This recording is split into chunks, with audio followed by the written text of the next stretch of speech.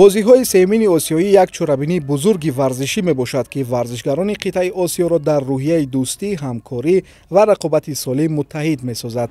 Ин бозиҳо дар соли 2025 баргузор шуда, дар онҳо намояндагони 45 кишвари қитъаи Осиё ширкат варзиданд. Барнома садҳо нави варзишро дар бар мегирад, аз намудҳои анъанавӣ то варзишҳои муосир, ки аз рушди варзиши осиёӣ ва сатҳи баланди омодагии варзишгарон шаҳодат медиҳад. маросими тантанавии ифтитоҳи бозиҳои сеюмини осиёӣ ба як тамошои бошукӯҳ ва хотирмон мубаддал гашт, ки рӯҳи ваҳдат, дӯстӣ ва шуҷоати варзишии тамоми қитъаро таҷассум мекард.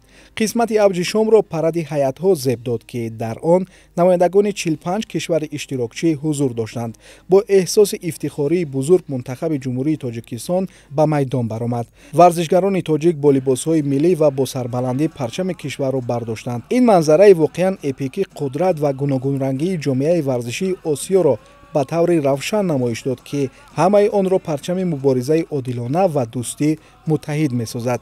миёни дигар федератсияҳои варзишии кишвар Федератсияи Таҷмаф низ бори аввал Тоҷикистонро дар ин сатҳи баланд намояндагӣ мекунад. ёдрас мешавем, ки рақобатҳо аз рӯи ду нав муҳорибаҳои анъанавӣ ва муосир сурат гирифт.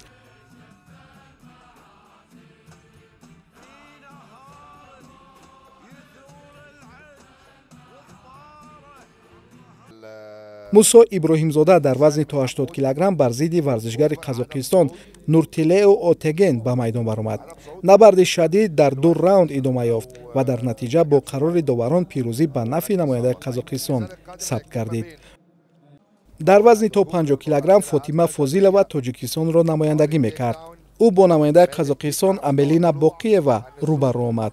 дар ниҳоят гурдофариди қазоқ тавонист бо ла додани дасти варзишгари тоҷик ғолиб шавад ва тими Қазоқистонро дар ин вазн пешсаф гардонад. бо вуҷуди ин ду шикаст чунин менамуд, ки барои тими Мунтахаби Тоҷикистон вазъият душвор мегардад, аммо набардҳои баъдӣ комилан тасвири дигареро нишон доданд. варзишгарони тоҷик бо рӯҳияи баланд ба майдон баромада, бо ҷасорат ва иродаи қавӣ корнамоиҳои шоистаро ба намоиш гузоштанд. дар вазни то 55 килограмм Фазлиддин Халилов бо намояндаи мизбон Асил Ал-Мутава аз Баҳрайн рӯбарӯ омад. варзишгари тоҷик бо маҳорати баланд муборизаро ба партер кашид ва бо лад додани дасти ҳариф пеш аз муҳлат ғалабаро ба даст овард. гарчанде ки мураббиёни кунҷии Баҳрайн нисбати ин натиҷа эътироз намуданд ва иддао карданд, ки гӯё варзишгари тоҷик зарбаи мамнӯъ задааст, вале пас аз баррасии видео аз ҷониби сардовар ғалабаи соф бе ҳеҷ шаку шубҳа ба номи Фазлиддин Халилов сабт гардид.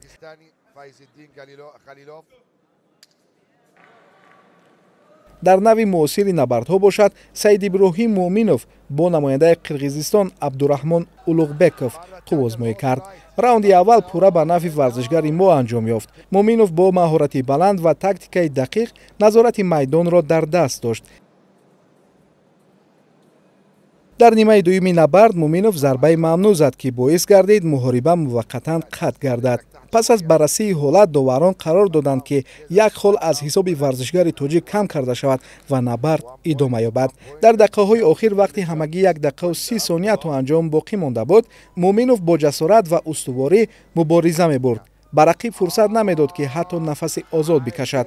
маҳорати баланди ӯ ва иҷрои дақиқи ҳар як амалиёт аз чашми доварон пинҳон намонд. бо вуҷуди коҳиши як хол, ин ҳолат ба натиҷа таъсир нагузошт.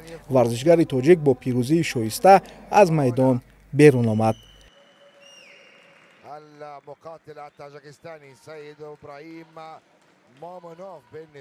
дар миёни наврасон дар намуди анъанавӣ ва зери вазни то 70 килограмм Умарҷони Умед дар даври чорякниҳоӣ бо намояндаи Муғулистон Тушунбаяр Эрденчулун рӯи татамӣ қуввозмоӣ кард. аз оғози набард ҳар ду варзишгар бо рӯҳияи баланд ва маҳорати баробар мубориза бурданд, ки тамошобинонро дар 3 раунди пуршиддат дар ҳаяҷон нигоҳ дошт. дар раунди дуюм варзишгари муғул зарбаи мамнӯъ зад, ки боиси қатъи муваққатии набард гардид.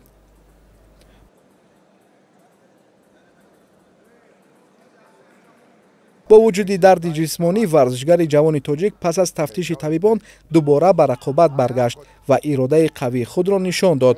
ӯ майдонро пурра таҳти назорат гирифт ва дар раунди сеюм бо бартарии равшан ҳарифро шикаст дода аз татамӣ бо ғалаба хориҷ шуд.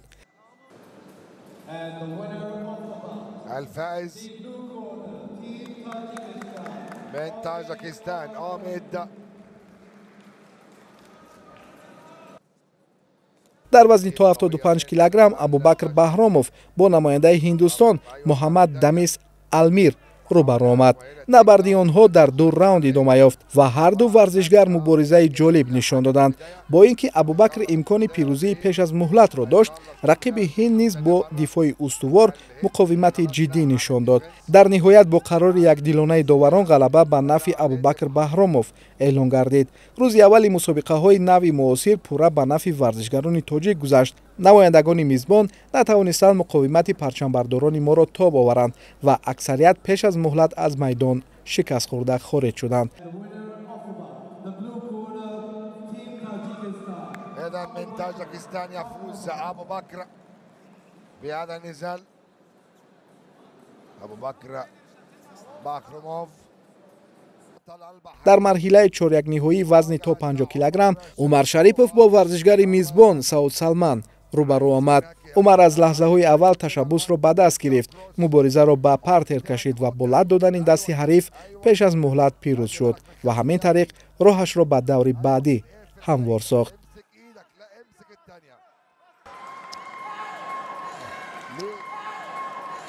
ليه سبت ايدك يا سعود؟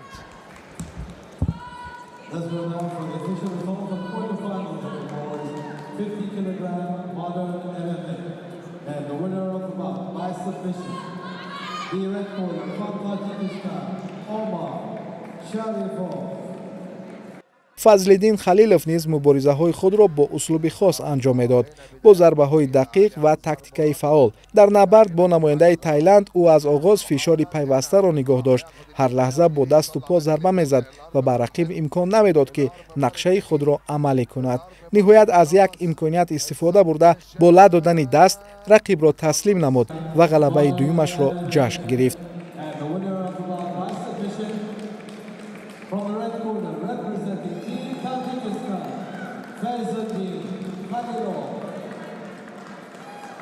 محمد سیدزاده که در وزن تا 60 کیلوگرم قوزمایی میکند، در اولین دیدار خود با نماینده قزاقستان التایر میرخانوف روبرو شد. نبرد آنها دیدنی و پرشدت بود. 2 راوند پورا با مبادله پرتافت‌ها و ضربه‌های پای در پای گذشت. تجربه غنی محمد در مسابقه‌های جهانی امکان داد که او با برتری تکنیکی و قرار داوران دست بالا گردد. للمعلق فما بالكم المقاتلين وما بالكم المدربين. وبالفعل يفوز هنا محمد سیدزاده تاجیکستان.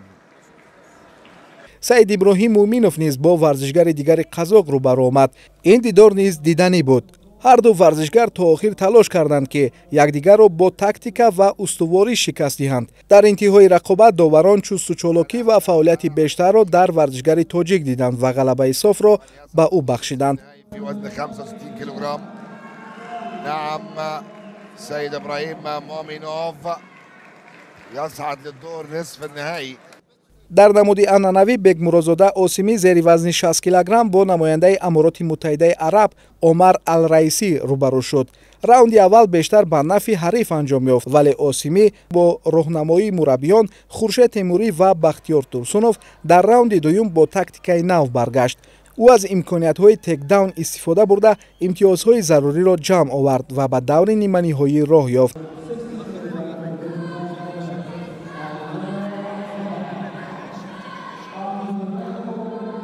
من القاء خساره يا خساره يا خساره.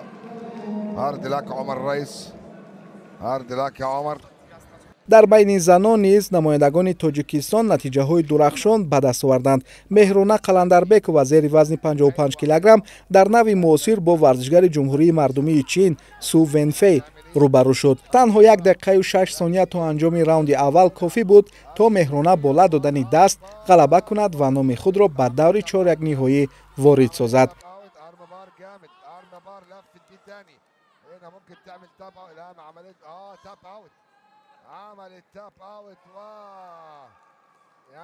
در وزن تا 60 کیلوگرم مرحبا بوبایوا نیز با نمایش قوی حریفش از تایلند را با لد دادن دست شکست داد.